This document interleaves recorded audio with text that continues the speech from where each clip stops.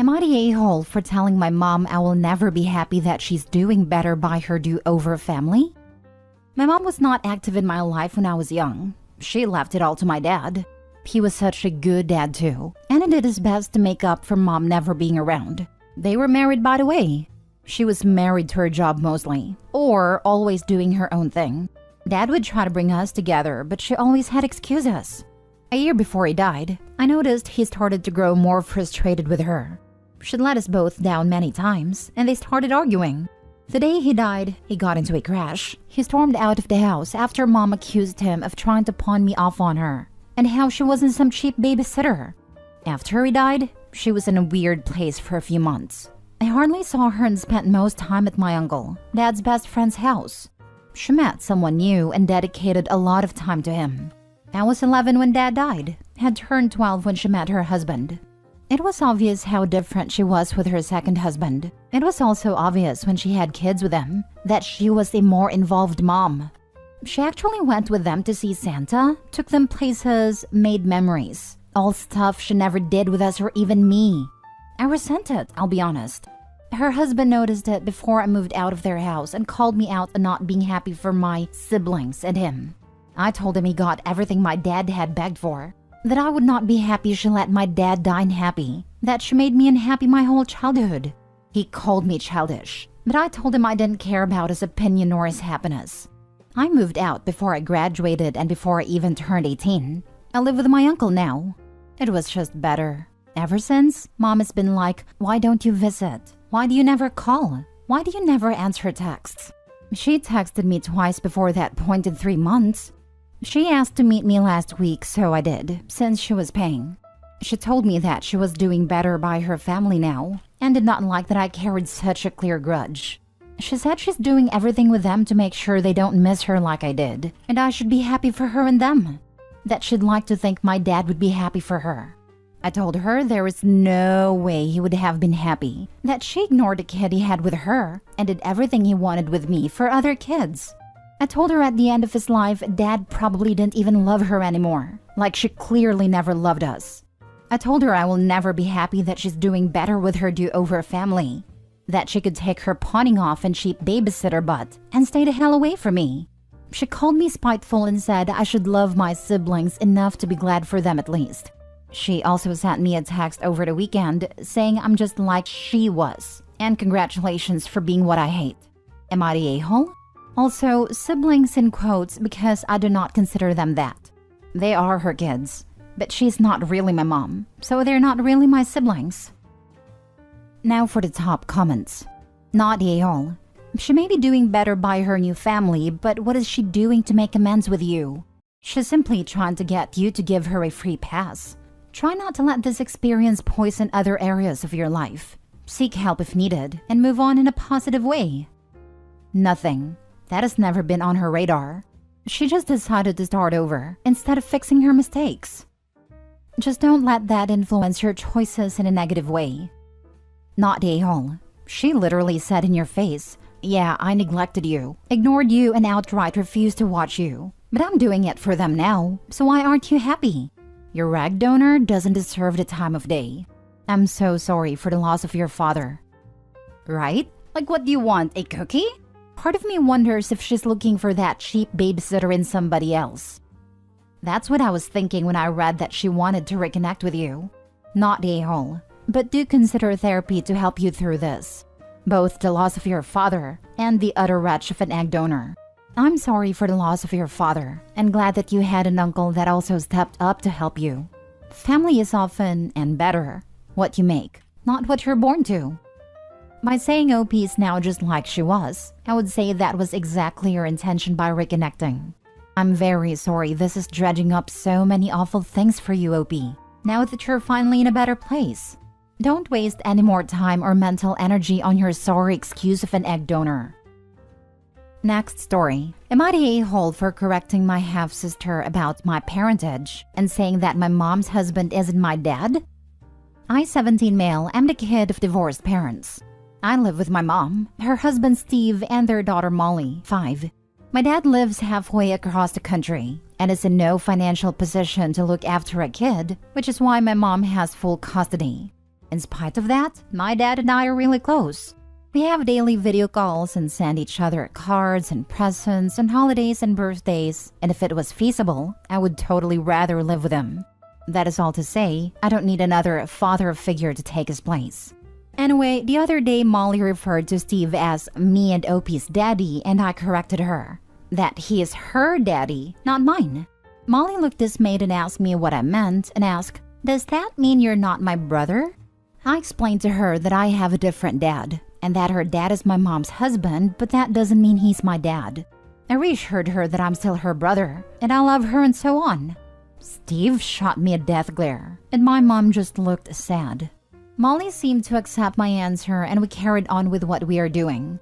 Later, my mom took me aside and told me she was sad that I hadn't accepted Steve yet, and called me petty and cruel for pushing your issues on a little kid. She said that, like it or not, Steve is her husband, so that makes him my father figure and that I need to find room in your heart for both of your dads. I told her that Steve is not and never will be my dad, and told her that just because you hate my real dad doesn't mean I have to throw him away like you did.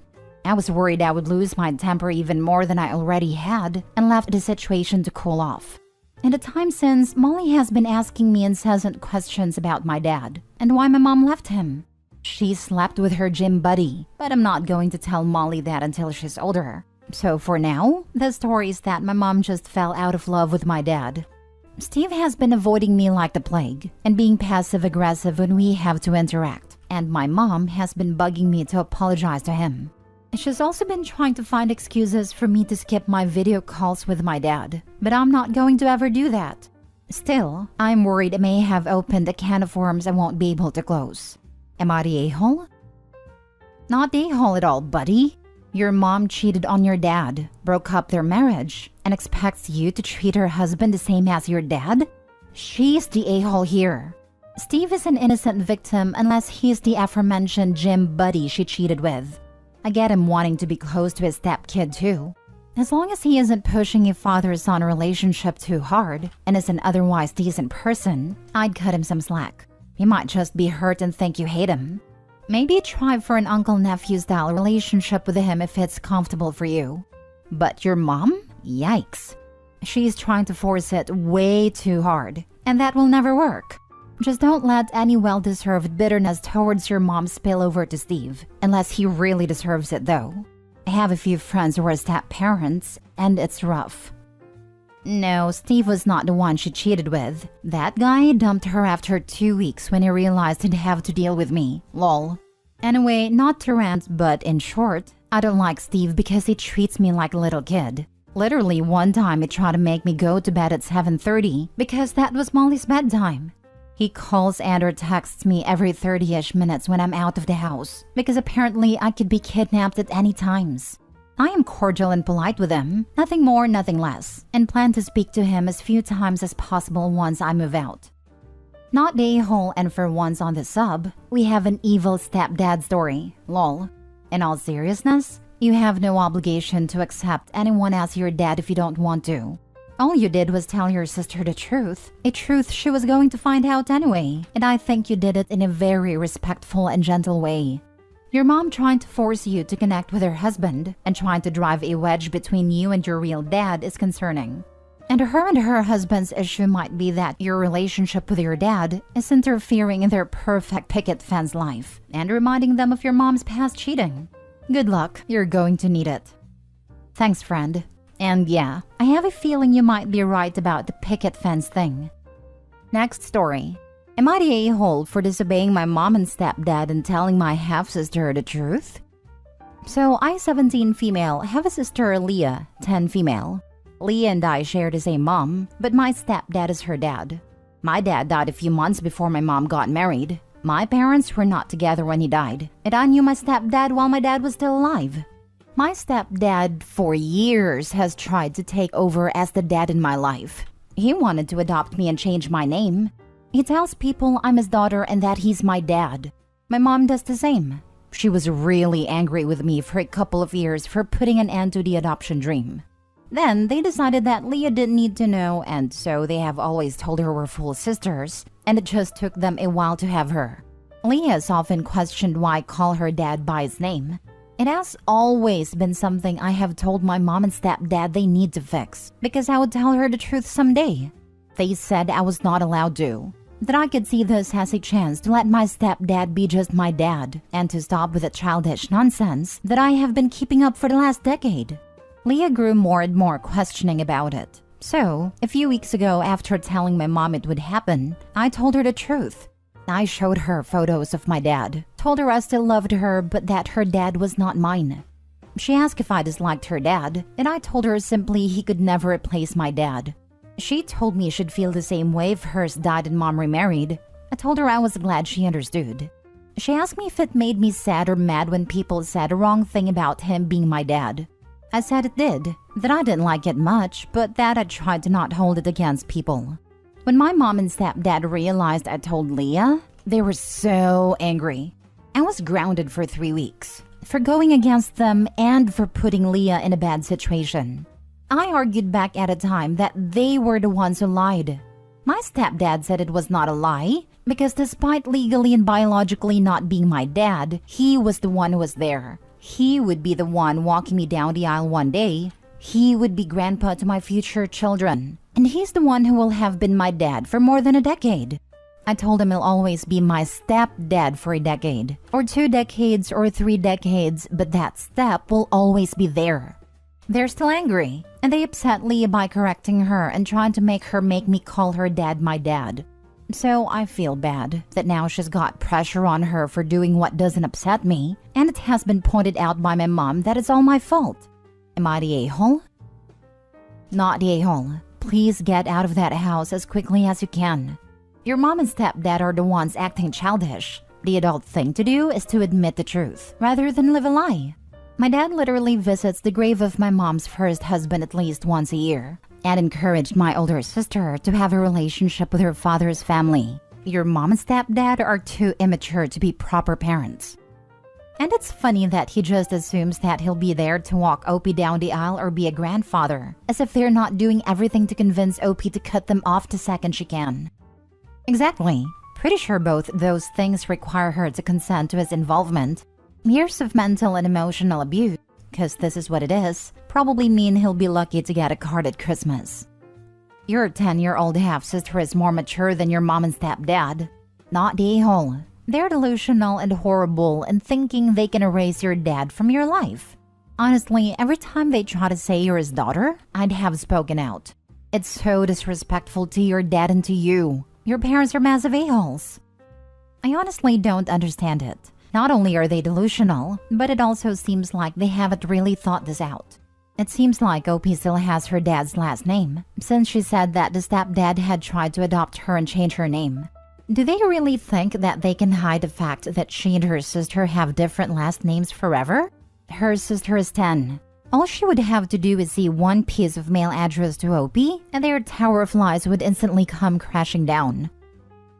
Last story. Am I the a-hole for not wanting to do a cake for my stepsister? I, 20 female, and my stepsister, Clara, 28 female, never had any problems before.